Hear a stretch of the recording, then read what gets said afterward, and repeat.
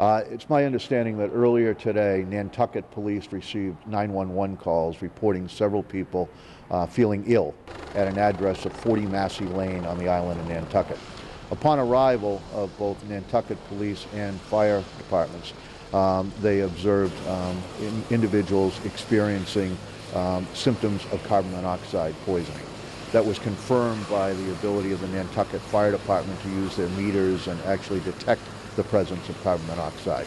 All 11 people that were in the home were removed from the structure and transported by Nantucket Fire Department ambulances to Nantucket Cottage Hospital on the island.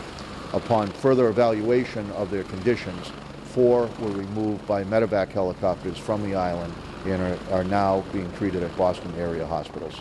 Okay. I mean, how dangerous was this situation? Extremely dangerous. If the end of this story is that all 11 are able to survive and do so, they are extremely lucky individuals. Carbon monoxide is a very dangerous condition when it exists in elevated levels in homes.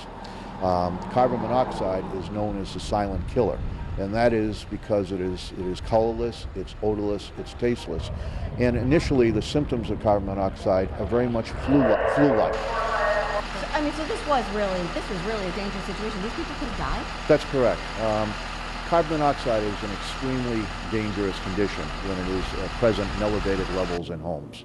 How come these folks didn't know that they had a problem? Well, the initial reports that I have from the Nantucket Fire Chief is that while there were 2 CO detectors that were found in the home, they did not operate.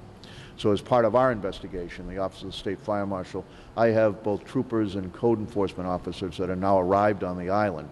And their investigation will include looking at whether there was operating CO alarms. In Massachusetts, as a result of a very serious incident that resulted in the death of a young 7-year-old child several years ago, we now have a law in Massachusetts that requires that there be carbon monoxide detectors present in all homes. Okay, so they had carbon monoxide detectors, they just weren't operating? Again, preliminary indication is that they were, but they were not operating. But we need to further the investigation to really come up with the more definitive outcome of that. And what so far have you identified as the cause?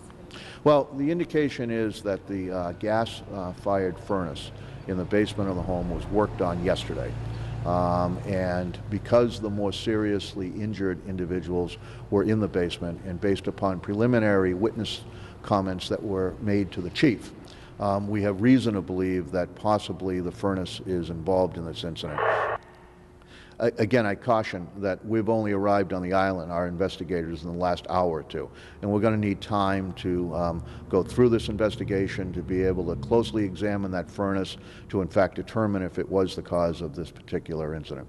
In addition to the folks that are in the house, some firefighters or police officers also had some problems? Both. Several of the police officers that rushed into the home and the firefighters when they arrived were treated for elevated levels of carbon monoxide.